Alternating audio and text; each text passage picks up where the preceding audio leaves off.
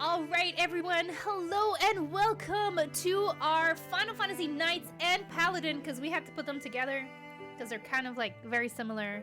Our tier list with updated Final Fantasy 16 jobs, but there's no Paladins in Final Fantasy 16, so no spoilers for that one here. But there will be spoilers on other Final Fantasies, so you've been warned. Knights and Paladin. I think this is just FF1 gets warrior and then it gets knight, right? That's what happens in FF1, yeah. Fighter, and then you're a knight. Your warrior isn't the warrior, but your knight is a knight. S tier, FF1 warrior is S tier. The knight is S tier. Very, very, very tanky. Limited to only swords, but you know, it's FF1. It's one of the most powerful jobs to have. I don't know why people don't run it. People will go but like thief, monk, red mage, black mage, and you're like, what? Where's your warrior? Where's your tank? They're the only tank.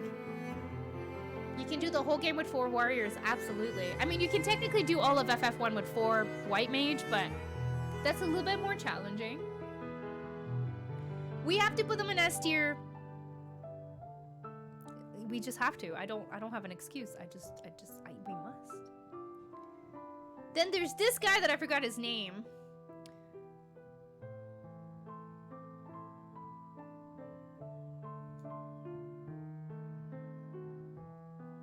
Please help. FF2. He's not there for very Gordon, thank you. I was like, it's G something. I'm like, it's not Galif. It's definitely not Galif. Gordon. I mean, one of those very... The only Final Fantasy 2 guest character that I will remember is Layla. Everybody else to me is just so forgettable. Doesn't really do a whole lot. Doesn't, you know, they're there for a bit and then they're not. Not that tempting. Knights from Final Fantasy 3. Your first real tank. I wouldn't put them in A tier like we did for Dragoon because you do not get to carry with the Knights in FF3, but in the moment where we need a little bit of a boost in HP, a little bit of boost in defense, and still do a solid amount of damage, your Knights are going to be good. But as soon as you unlock Dark Knight, you want to switch to Dark Knight. As soon as you unlock other jobs, you want to switch to those jobs. As soon as you have Viking, say goodbye to Knights. Go Viking instead. It's good for early, well, it's technically second crystal. So it's good for like mid-game, but not end-game. So I'm going to put them in B. Onion Knights are weird. And I know a lot of people are going to have different opinions for Onion Knights. Onion Knight is one of those class where if you put effort into it, into leveling everything else, it's automatically S tier. But I don't know anybody that has 100%ed all the jobs on the characters in FF3. I think I'm going to put them in C tier. Very powerful, okay? But the problem is that they cannot do anything else. They do not have the skills. And then they take an immense amount of grinding. More than, let's say, just learning the blue spells or getting or grinding the items. They're too much effort, and I don't think that the payout is that worth it. They do, that's true. The Warriors of Light in Final Fantasy 3 are represented by the Onion Kids, the Onion Knights. And you see Onion Knights make a comeback in Final Fantasy Tactics in the War of the Lion version, where they have the same mechanic. Actually, no, that's not true, because in War of the Lions, you basically have to do multiplayer to level up, to get the equipment for Onion Knight. I've personally never been a big fan of Onion Knight as a job. I never really found it to outshine anything. So I feel like it makes me sad, but C tier is where they belong, I think. Final Fantasy IV has Cecil. Okay, that one's a little tough. I like Cecil. Good growth. He's well written. So I want to put him in B tier. But then the after year happens. And I lost all faith. So it's really tough. I think C tier is fair. I feel like, you know, he's got some strong, for a paladin, I think he's got very, very strong heals. compared to other paladins that we've seen before. We don't go there. But then he kind of turns so weird. Lets himself be brainwashed. I think B tier, just to be on like a good average, I think B tier is where he belongs. I'm not that confident in Cecil. I don't really care that much about his character. He chooses Rosa over and over again. Like, why? I don't know. He has poor judgment in other people. Because his best friend's Kane. And he keeps forgiving Kane. And getting tricked by Kane over and over again. I don't know. I'm not a fan of Cecil. B tier, final answer. For FF5...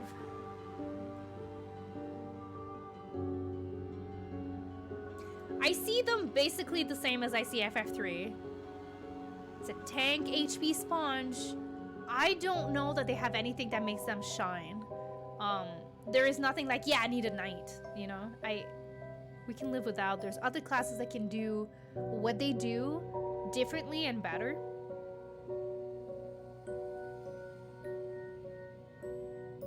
Yeah, I think B tier is where they belong, honestly. I don't know that I would put them anywhere else based on the fact that they're just a simple class. They can have swords, but they have nothing really differentiating them or making them really special. Unless I'm missing something, feel free to tell me. Final Fantasy VI, we put Celeste here. Oh, Final Fantasy Tactics, Onion Knights. Here, bam, found them. They do have a fantastic hat, but not that special. Okay, Celeste is a character that I absolutely love. I think she's a great character. She's a part-time actor / singer. Very strong, and I think we put her in Paladin because of her runic blade. Like, she can tank magic. She can take quite a bit of hits. She's just an amazing character, and I feel like Celeste doesn't get, you know, Terra's the one that outshines everybody, but Celeste doesn't get enough love in my opinion. Via Purifico, love this song. Celeste S tier, yeah. What do we think? What do we think? She's a great character.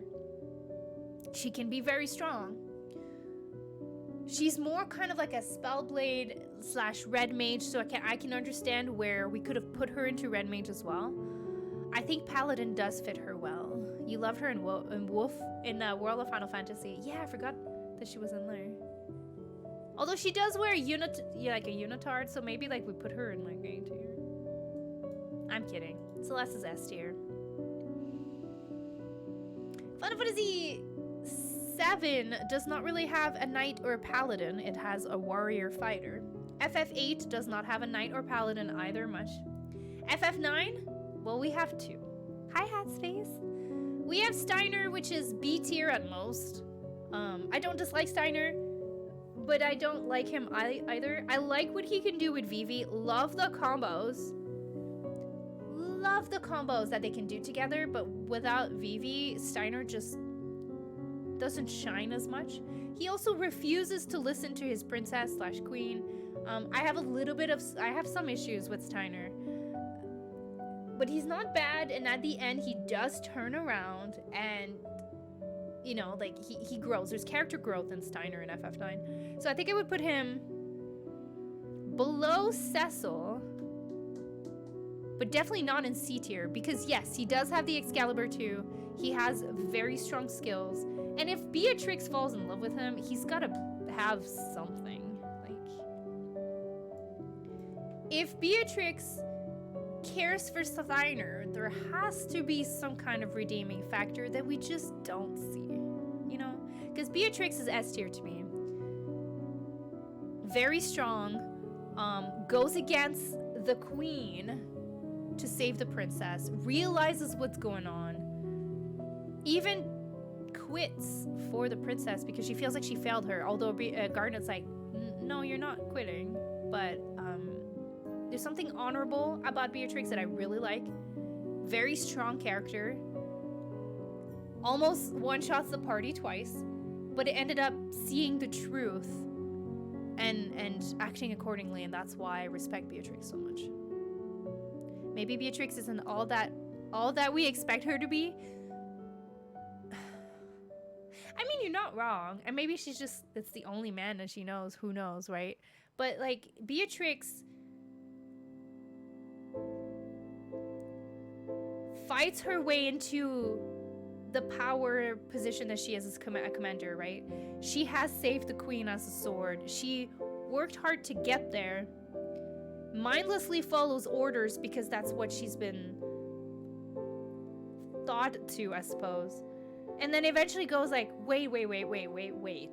That's not right. Starts questioning, looks for answers, continues questioning, and realizes, that's bullshit, I'm not doing this. And then ends up and saves Garnet. And so, I don't know, I just really like Beatrix. So like Steiner questions for too long. Steiner is with Garnet. Garnet tells him, that's bullshit. He refuses. Garnet tells him, I'm not dealing with this. He refuses. He kidnaps her to bring her back. Like, it isn't until the whole pickle scene where he realizes the princess wants to go back and deals with shit that he finally realizes everything that's been happening. He's just blind to it all until it gets nailed in his head and it's not okay. Beatrix comes to that conclusion by herself, I think. So, yeah. Playing 9 with Beatrix mod, but Climb Hazard just shreds everything. It feels like she's too powerful for main character. That's why Steiner is bad. Yeah, it's that Garnet straight up tells him in his face, and he's like, no, I'm taking you home. And it's like, fuck you. Anyways, so that's it for FF9. FF10, we don't really have a Paladin knight. We have more like the warrior side. Final Fantasy 11 we don't talk about. Final Fantasy 12. In Paladin we see Bosch. He's definitely a knight Paladin. Here's why I like Bosch. But then he just doesn't. Yeah, he had a chance and he's like, well. Bosch gets betrayed by his own brother, which literally is a stab in the back. Gets imprisoned for a very long time. Does not give up. Because he lives. Bosch never gave up. And as soon as we free him, very early in game, the first thing he does, and he wants to go and protect the princess. He wants to find her and protect her. That's all he cares about. He's branded as a traitor, yet he still continues on the mission. He has no will to live, yet he must, because he wants to make sure that Ash is okay. And then once he reunites with her, he protects her with everything. He betrays his best friend. Well, his best friend betrayed them, but fights Vossler because all he wants is to protect the rightful princess. Bosch, to me, is an incredibly honorable character. Goes through a lot.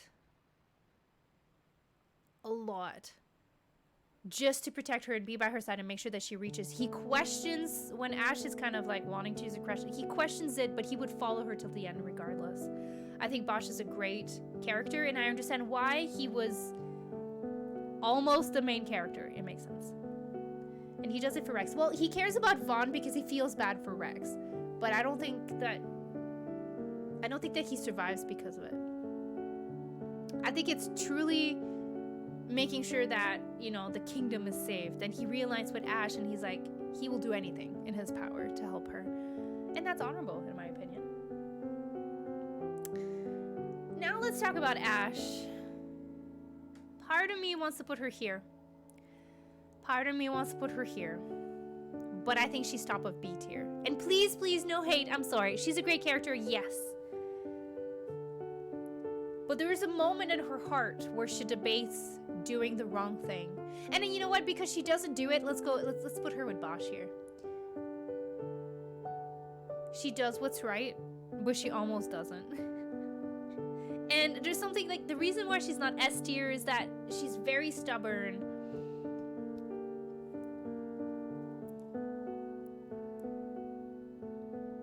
Which isn't technically a bad trait, but I don't know. I like Ash. She's good. Her, not limit break. What are they called? Miss burst? Yeah, they're miss limit breaks. The cool animation. Obviously, she's more of a paladin. She's good. I don't have too much. She would be a better character. Well, she is a better main character than Vaughn ever would be. Quickening, thank you, Hats. I was like, what's the? They're called mischarges. And you know, she's the reason why you can awaken the summons. She's the reason why you can do the temples because she's got the blood, right? Like, she's very important. I don't know that she's S tier. Like, Balthier is S tier. Ash is not S tier. So that's Final Fantasy 12. Final Fantasy 13, Lightning. So we have all 3 Lightnings here. All 3 of them. Lightning from Final Fantasy 13 is B tier. She's moody, she's rude. She only focuses on the mission till the end of the game. I wasn't a big fan of Lightning in the first game. I just wasn't. I disagreed with her way of thinking. I disagreed with her way of doing. She almost left the party to die. I understand why she punched Snow in the face, though. That's understandable. She's a bitch to her sister. Like, there's just so many issues I have with Lightning in the base 13 that just...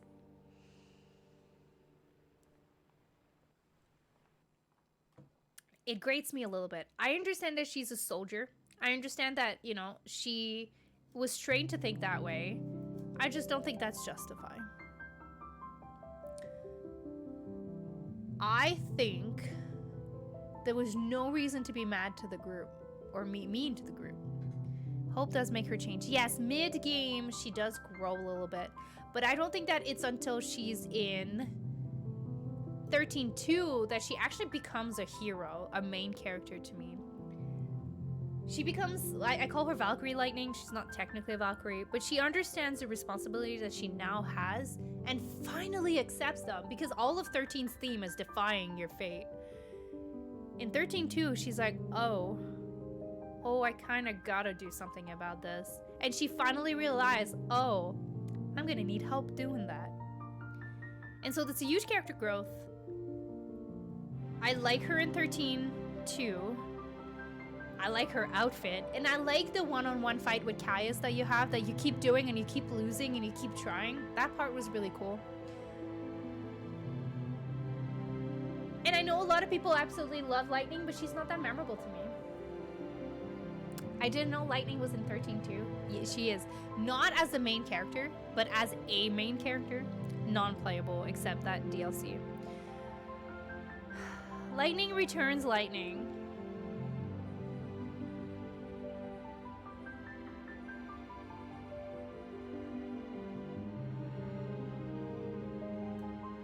In a prologue, yeah, for 2 seconds.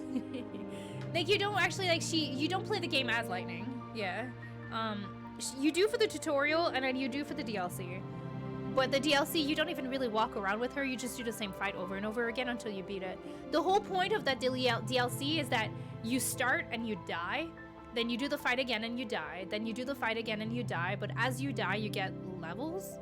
And eventually, you get to beat part 1. And then you go to part 2 and you get 1 shot. And then you keep coming. And you keep fighting. And then you level up. And oh my god, finally, eventually, once you're max level, you beat part 2. For a 3-minute cutscene, and you're like, I hate everything. I did it, but I hated doing it, to be honest. Lightning return Lightning. Oh my god, I don't even know where to begin. She's better than Anya Knights. She's not better than Steiner and Cecil, so Lightning loses her whole personality. It's so annoying. I like the battle system in that. I liked some of the plot points.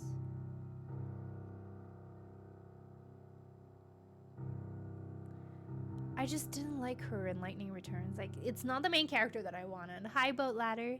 It's just not. They should have kept her like they did in 13-2.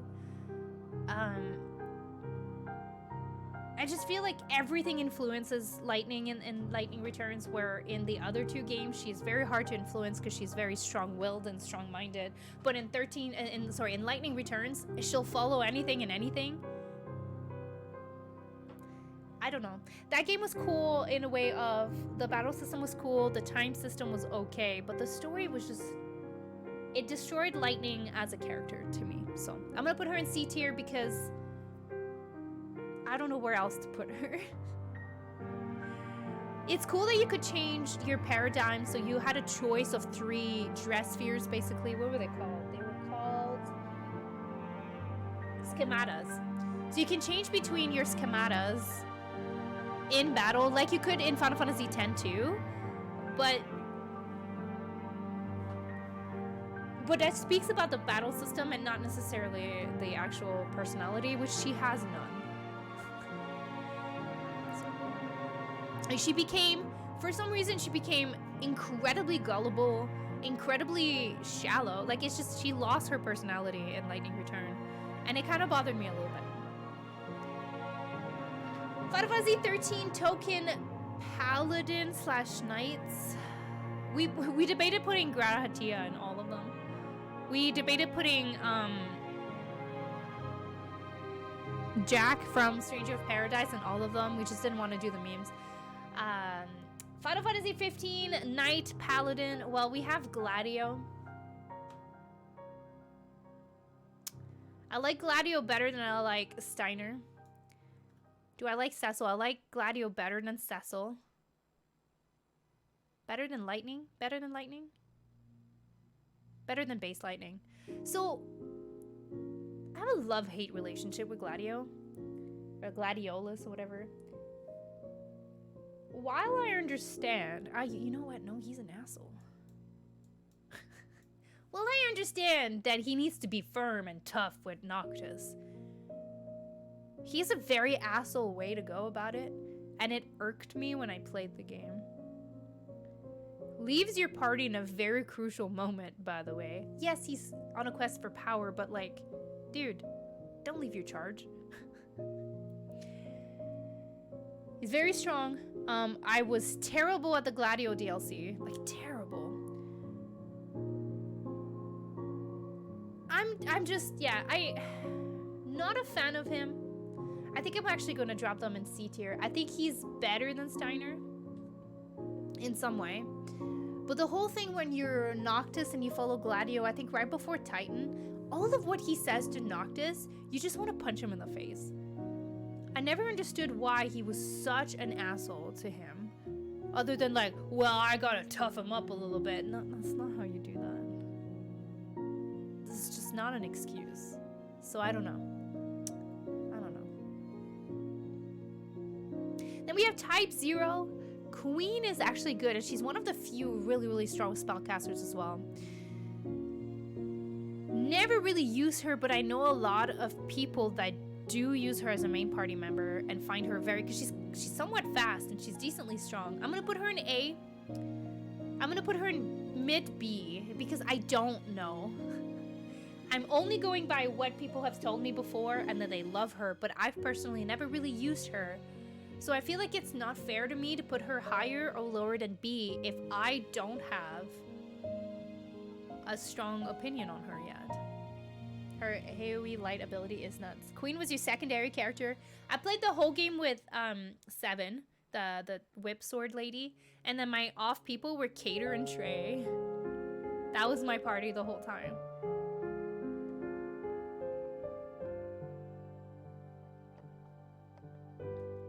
So I feel like mid B is good because I don't have enough to speak about the character. 7, Queen and Deuce. 7 is so cool because she had long range, short range, melee. She's got everything. Loved her. Only played 7 the whole time. Deuce is the flute, right? Could not stand her flute noise. It gave me a headache. They didn't do Fu as well. Next we have the Final Fantasy Tactics. Well, we're gonna put Agrias in S tier like right now. Get out. You go here actually. There's a little bit of a bias here, okay, friends? Final Fantasy Tactics was my first Final Fantasy and I loved it. Okay. Agrias, I've had her in my party every run, basically. And in all of my Final Fantasy Tactics randomizers, Agrias ended up being quite strong. So she just never disappoints me. She's badass. She protects her princess. She would do anything to help her princess. I love her morals. She has high value. She's a holy knight. She's just amazing.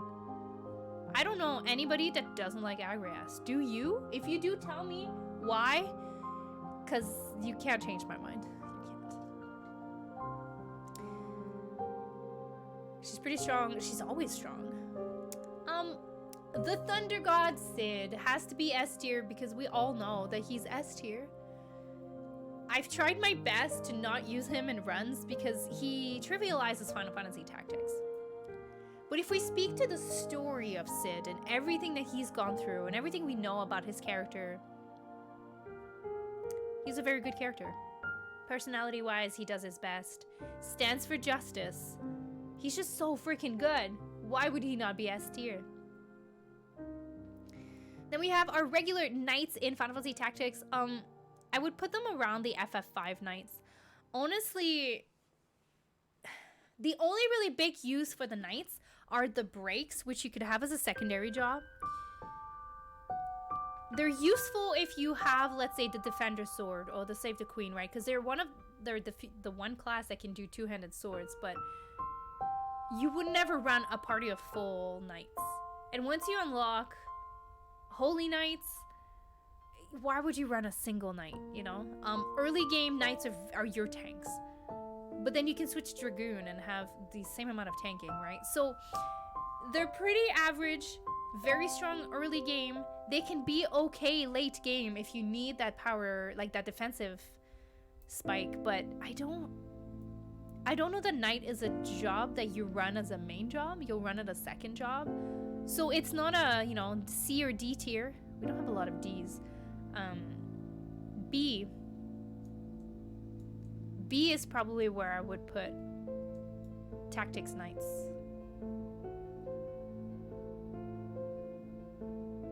FF5 Knights can shred. Final Fantasy Tactics are pretty sad. They have strong breaks, but again, just for the, and they have the equipped sword, so yeah.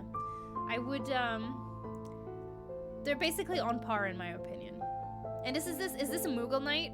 Limited to Moogles. Moogle Knights are, well, Moogle Knights, they're actually not that good.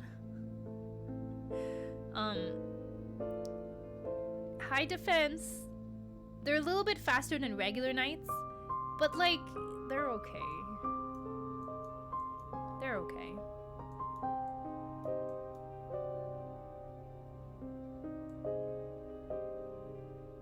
Yeah, I'd put them in C.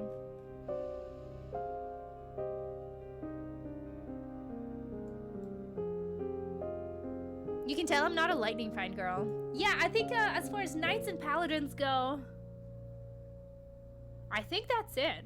I think that's fair. Agrias Beatrix being the best. Celeste is there. Then you got your like OG knight. Maybe we do this. Actually, Thunder God Cid is probably better. Then Bosch and Ash and Lightning. Then other Lightning. Yeah, because I like that one better. Queen. It's so tough for me to place Queen. Again, I think she still goes in the middle because I just don't know from first-person experience. I think Cecil is technically way better than the knights in FF3. I would even move these down. Right here. My only gripe with this Lightning is her personality is absolutely gone. Yes, okay, so I think this is our Knight and Paladin tier list complete.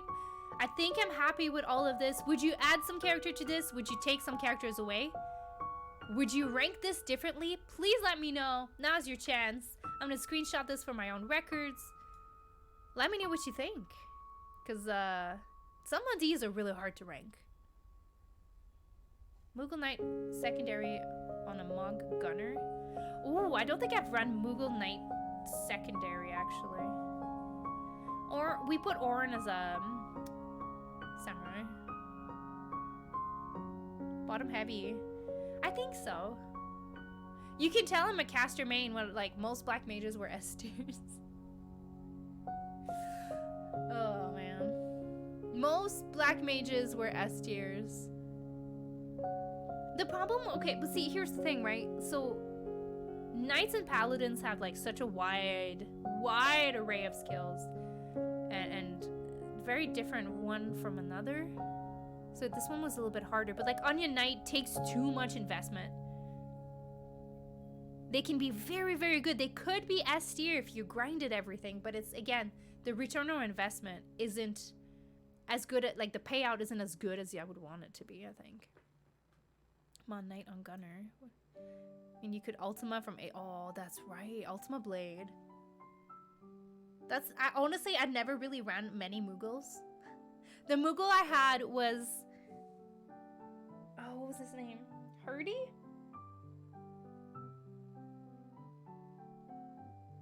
And I ran him on his Bard class where he sang. Was it Hurdy? Like the legit best Mughal. And he sang for us. Hurdy. Yeah, he sang for us.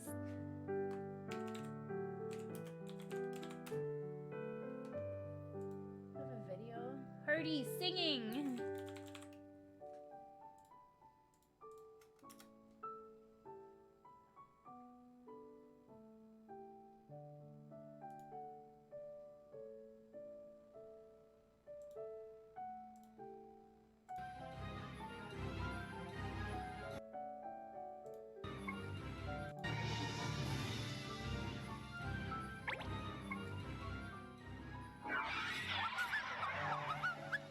Like, look, listen to this.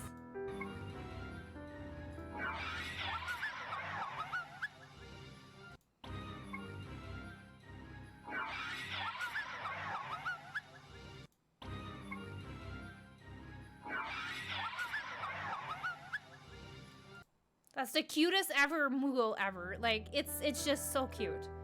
I can't. Like, Hurdy is just adorable.